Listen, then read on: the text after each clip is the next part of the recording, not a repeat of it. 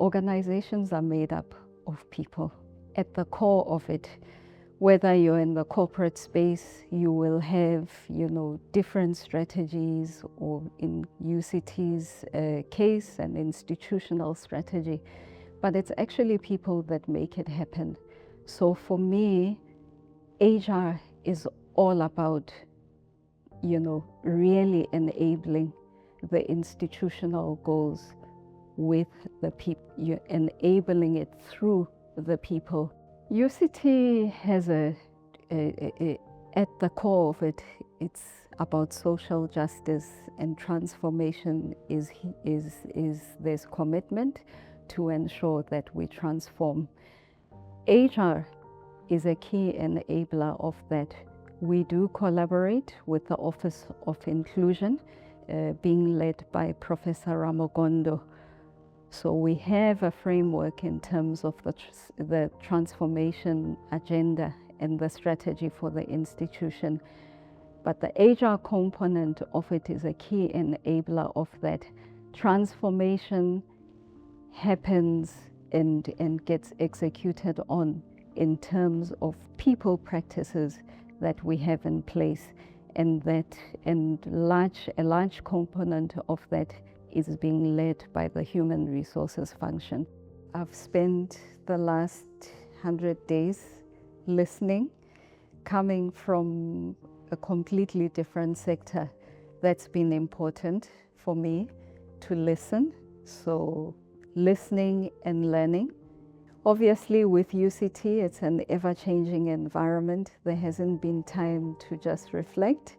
I have been thrown into the deep end operationally as well. So I am really excited about, we need to actually enhance the good that is within UCT. There's a lot of positive when you look at it.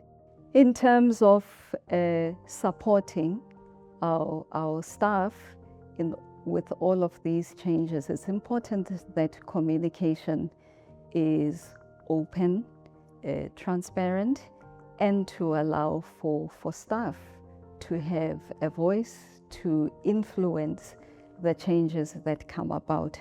So I like the approach that the VC has taken in terms of the rollout of Strategy 2030, where he invited staff to give input. And that strategy, all of us within our respective functions, we then need to make sure that we also follow a similar approach. HR function can't sit and come up with a strategy for people without inputs. So I've already started the process with the HR team, firstly, to actually start unpacking what Strategy 2030 means for the people function. And it's not an HR strategy. I want to put that on the table. It's about people of the institution. And through that process, we'll be asking for inputs as well from various stakeholders.